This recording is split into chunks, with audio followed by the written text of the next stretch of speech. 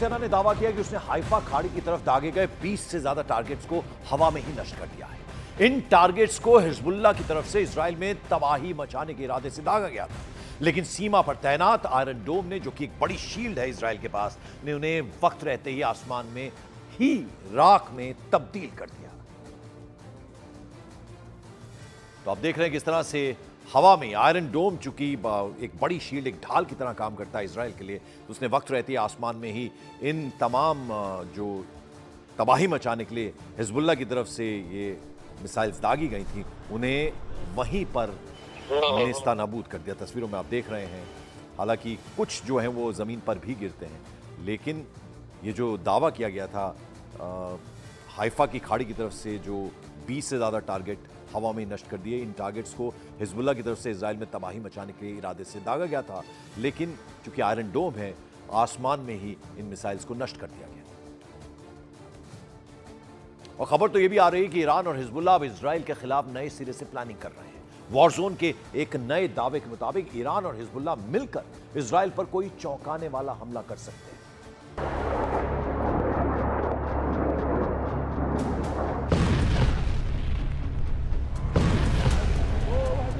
Israel में नए alert उस रिपोर्ट के बाद से शुरू हुए हैं जिसमें दावा किया गया है कि 19 अक्टूबर को हुए हमले में पीएम नेतन्याहू के बेडरूम तक रॉकेट की बौछार की गई थी। आईडीएफ के मुताबिक नेतन्याहू को टारगेट करने से पहले लेबनान से उत्तरी इजराइल पर लगभग 55 रॉकेट दागे गए थे, जिनमें कई रॉकेट को डिफेंस सिस्टम ने रोका, जबकि कई खुले इलाके में गिरे। इस बीच तेल अवीव और शहर के उत्तरी इलाकों में भी ड्रोन हमले की चेतावनी वाले सायरन सुनाई देने लगे। तभी नेतन्याहू के आवाज को दहलाया गया था। 19 अक्टूबर को हिजबुल्लाह ने नेतन्याहू के सिजेरिया में मौजूद आवाज को रॉकेट से दहलाया था। फाइटर ड्रोन से नेतन्याहू के आवाज पर हुए हमले की नई तस्वीरें रिलीज की गई हैं। तस्वीरों से पता चलता है कि हिजबुल्लाह के ड्रोन अटैक से नेतन्याहू के बेडरूम की खिड़की तहस-नहस हो गई थी। तस्वीरों में नेतन्याहू के बेडरूम की खिड़की में बड़ी दरार और दीवारें झुलसने के निशान भी दिखाई दे रहे हैं। हालांकि मजबूत कांच और दूसरे सुरक्षा कारणों से ये ड्रोन घर के अंदर नहीं घुस पाया था, लेकिन कांच के टुकड़े स्विमिंग पूल में गिरे, जबकि इमारत से टूटकर कई हिस्से अहाते में पाए गए। हिजबुल्लाह के टारगेट पर नेतन्याहू थे, उनकी फैमिली थी, मगर इत्तेफाक से हमले के वक्त पीएम आवास पर मौजूद नहीं थे। हालांकि हमले के बाद नेतन्याहू ने इस अटैक के लिए ईरान के एजेंट्स को वार्निंग रिलीज की थी।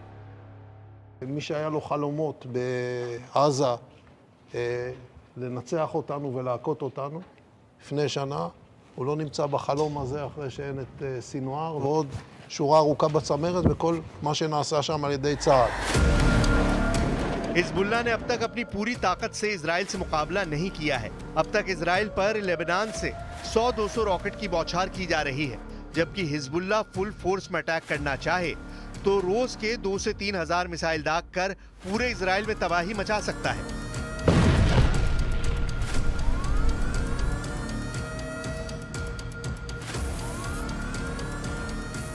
अमेरिका के पूर्व अधिकारियों और ईरानी सूत्रों के मुताबिक ईरान और हिजबुल्लाह एक साथ मिलकर इजराइल पर हमला करने जा रहे हैं।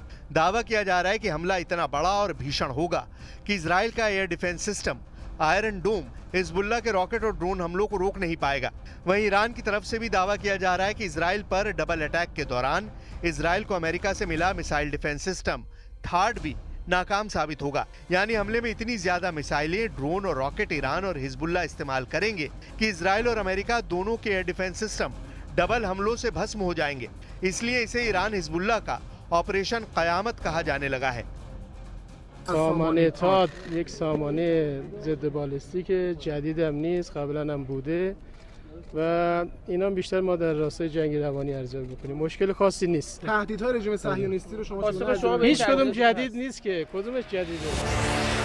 पूर्व वरिष्ठ अमेरिकी रक्षा अधिकारी डाना स्ट्रोल ने फाइनेंशियल टाइम्स से बात करते हुए कहा है कि अगर ईरान और हिजबुल्लाह ने एक साथ मिलकर इजराइल पर हमला किया तो इजराइल की हवाई सुरक्षा चरमरा सकती है। डाना स्ट्रोल ने दो टूक कहा कि मान लीजिए ईरान का हमला हुआ और इजराइल उसका जवाब देता है, लेकिन तभी हिजबुल्लाह भी इसमें शामिल हो जाता है, तो फिर इजरायली सेना के सामने बहुत बड़ी मुश्किल खड़ी हो जाएगी। इजराइल के एयर डिफेंस सिस्टम लंबे समय तक ईरान और हिजबुल्लाह के जॉइंट अटैक के सामने टिक नहीं पाएंगे। वहीं इजराइल एरोस्पेस इंडस्ट्रीज के सीईओ बोज लेवी का दावा है कि उनकी कुछ यूनिट्स हफ्ते में 7 दिन 24 घंटे इजराइल के एयर डिफेंस सिस्टम से जुड़ी मिसाइलें और कंट्रोल सिस्टम का प्रोडक्शन कर रही हैं। इजराइल एरोस्पेस इंडस्ट्रीज यानी IAI मिसाइल इंटरसेप्टर बनाती है, जिसका इस्तेमाल इजराइल अपने एयर डिफेंस सिस्टम में करता है। इजराइल ने अपनी सुरक्षा के लिए इन एयर डिफेंस सिस्टम की मल्टी लेयर्ड तैनाती कर रखी है। इजराइल का आयरन डोम जो कि शॉर्ट रेंज मिसाइलों को हवा में ही इंटरसेप्ट करता है, जबकि डेविड स्लिंग मीडियम रेंज की मिसाइलों और एरो सिस्टम लॉन्ग रेंज की बैलिस्टिक मिसाइलों को इंटरसेप्ट करने का काम करता है। 7 अक्टूबर 2023 को जब हमास ने इजराइल पर हमला किया था, तब से अब तक गजा और लेबनान की ओर से 25,000 से अधिक मिसाइलें और रॉकेट इजराइल की ओर दागे जा चुके हैं। लेकिन इजराइल अपने सुरक्षा कवच के दम पर हर फ्रंट पर दुश्मनों से मुकाबला कर रहा है। लेकिन हिजबुल्लाह, ईरान और हमास के ट्रिपल अटैक को इजराइल अकेले रोक पाएगा ये कहना मुश्किल है। खासकर ईरान ने जब धरती फाड़ मिसाइलों की बौछार शुरू कर दी, तब इजराइल का बचना मुश्किल है।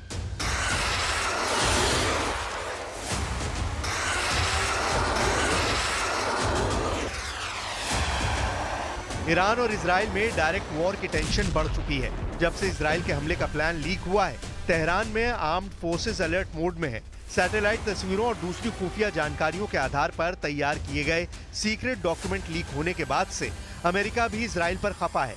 यूएस नेशनल सिक्योरिटी काउंसिल प्रवक्ता जॉन किर्बी ने वॉर प्लान लीक होने पर नाराजगी का इजहार भी किया है। मतलब इजराइल को हर मोर्चे से मायूसी मिल रही है।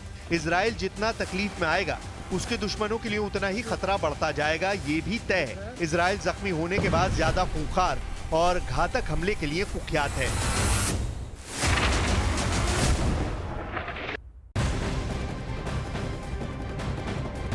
और इस बीच इजराइल के खिलाफ हिजबुल्लाह ने बड़ी तैयारी कर ली है। लेबनान की मस्जिद में हिजबुल्लाह के एक बड़े हथियार गोडाउन के बारे में पता लगा है। इजरायली सेना ने यह दावा किया कि हिजबुल्लाह ने लेबनान की एक मस्जिद में ग्रेनेड लॉन्चर और मिसाइलों का बड़ा जखीरा छिपा कर रखा है। ग्राउंड ऑपरेशन के दौरान इजरायली आर्मी ने वहां से ग्रेनेड लॉन्चर, मिसाइल, RPG, लड़ाकू जैकेट, कॉर्नेट मिसाइल और दूसरे कई सारे हथियार भी बरामद किए हैं। एक बड़ा जखीरा बरामद हुआ है। मस्जिद में हिजबुल्लाह ने छिपा कर रखे थे ये तमाम असला और हथियार। और उधर इजराइल ने अमेरिका की थार्ड मिसाइल डिफेंस सिस्टम को दिखाया, तो इसके जवाब में ईरान ने अपनी सबसे खतरनाक मशीन ही निकाली। इस मशीन को खामनेई का अरमान लड़ाका बताया जा रहा है। यह इजराइल के फाइटर जेट का सबसे बड़ा दुश्मन साबित हो सकता है।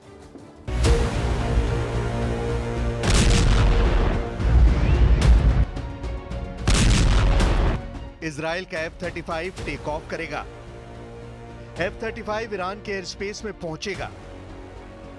मुमकिन है वो ईरान के अड्डों पर अटैक भी करे, लेकिन वापस नहीं लौट पाएगा। इसकी 100% गारंटी ईरान ने देनी शुरू कर दी है। ईरान ने अपना अरमान मिसाइल डिफेंस सिस्टम एक्टिव कर दिया है।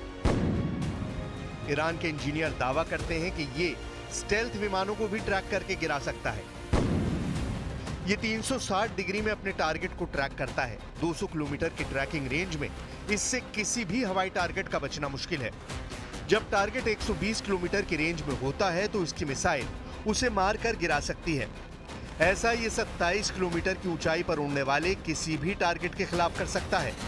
इस पूरे ऑपरेशन में अरमान एक साथ 24 टारगेट को ट्रैक कर सकता है, जबकि उनमें से 6 को मार गिराने के लिए ये एक साथ मिसाइल फायर करने की ताकत रखता है। ईरान का दावा है कि अरमान डिफेंस सिस्टम कंप्लीट पैकेज है, जो बैलिस्टिक मिसाइल के साथ anti radiation missile, cruise missile, guided bomb, helicopter और ड्रोन को गिराने के लिए 2024 में ही तैयार किया गया है। ईरान ने 17 फरवरी 2024 को अरमान मिसाइल डिफेंस सिस्टम पूरी दुनिया को दिखाया था। ईरान का दावा है कि यह पूरा सिस्टम 3 मिनट में तैनात किया जा सकता है और इसकी मिसाइल 20 सेकंड के अंदर अपने टारगेट को पहचान कर उस पर अटैक करने के लिए दागी जा सकती है, फिर चाहे टारगेट स्टेल्थ विमान ही क्यों ना हो।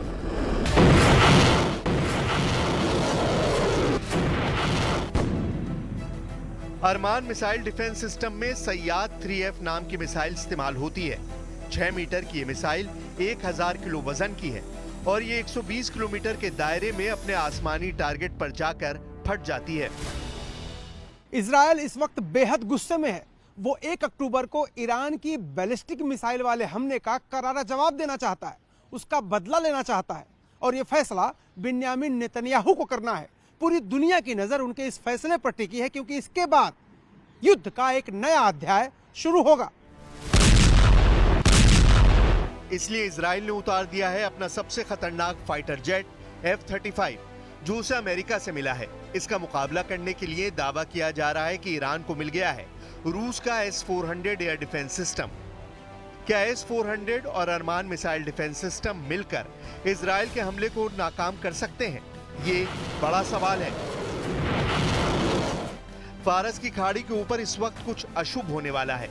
ईरान और इजराइल के बीच एक बड़े युद्ध का खतरा साफ नजर आ रहा है। अगर युद्ध हुआ तो F-35 और S-400 इन दोनों की टक्कर जबरदस्त होने वाली है।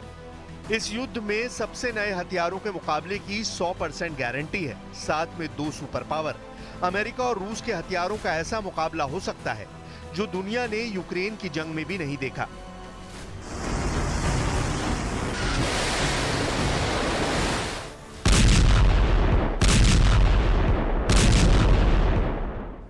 और कुछ दिन पहले इजराइल ने यह दावा किया था कि इजरायली सेना के टारगेट पर लेबनान का हॉस्पिटल, जिसके नीचे हिजबुल्लाह ने करोड़ों डॉलर का सोना जमा करके रखा है। न्यूज 18 इंडिया की टीम उस हॉस्पिटल पहुंची। वहां हमारी टीम को क्या कुछ दिखाई दिया, जरा आपको वो दिखा दें। तो न्यूज़ 18 इंडिया की टीम पहुंची है अल सहेल हॉस्पिटल के अंदर, जिसके बारे में बताया जा रहा है कि हिजबुल्लाह का यहाँ पे बंकर रहा है और ख़ास तौर से सैयद हसन नसरुल्लाह ने यहाँ पे अंडरग्राउंड एक बंकर बनवाया था इस हॉस्पिटल के नीचे, जिसमें सोना और डॉलर्स छुपाए रखे गए हैं। और असल हकीकत क्या है ये हम जानने की कोशिश करेंगे। हालांकि ये लगातार सर्वेलेंस पे हैं इजरायली फोर्सेस के, लेकिन हम कोशिश करेंगे यहाँ पे देखने की। हो सकता है कि यहाँ पे अंदर कोई इस तरीके का हाइड आउट हो, तो कोशिश करेंगे हम यहाँ इस हॉस्पिटल में जाने की। तो ये हॉस्पिटल का अमला भी यहाँ पे है, तो इनसे हमने रिक्वेस्ट की कि हम भी इस हॉस्पिटल का टूर करना चाहते हैं, देखना चाहते हैं कहाँ पे क्या है। हालांकि यहाँ पे ख़तरे के बादल लगातार मंडरा रहे हैं। यहाँ ज़िंदगी की कोई गारंटी नहीं है, कभी भी इस हॉस्पिटल को निशाना बनाया जा सकता है। लेकिन चूँकि इजराइल फोर्सेस ने खुद कहा है कि इस हॉस्पिटल पे उनकी नज़र है और 24 घंटे ड्रोन से सर्वेलेंस की जाती है। ये अंडरग्राउंड एरिया है इसका, यानी अभी मैं ग्राउंड लेवल पे जा रहा हूँ। अभी दिखाने की कोशिश करेंगे ये हमें कि अंडरग्राउंड क्या है। इसके कई फ्लोर जो हैं अंडरग्राउंड हैं ज़रूर। अब ये दिखा रहे हैं मिस सलमा अवाली थिएटर्स हैं, ऑपरेटिंग थिएटर्स हैं, ये आप देख सकते हैं। और उसके बाद नीचे ये मुझे ले जा रहे हैं और न्यूज़ 18 इंडिया की ये वर्ल्ड एक्सक्लूसिव रिपोर्ट है उस हॉस्पिटल से, जिसके बारे में इजरायली फोर्सेस ने साफ बता दिया है कि इसके नीचे एक हाइड आउट है, इसके नीचे एक बंकर है जिसमें डॉलर्स और सोना रखा है हिजबुल्लाह ने। ख़ास तौर से हिजबुल्लाह के जो चीफ़ रहे हैं सैयद हसन नसरुल्लाह, कहा जा रहा है कि वो जहाँ पर रहते थे यहाँ से वहाँ तक बिल्कुल एक टनल जाती है। लेकिन ये हमें दिखा रहे हैं कि ये है ऑपरेशन थिएटर्स जो इसके ग्राउंड फ्लोर्स पे है।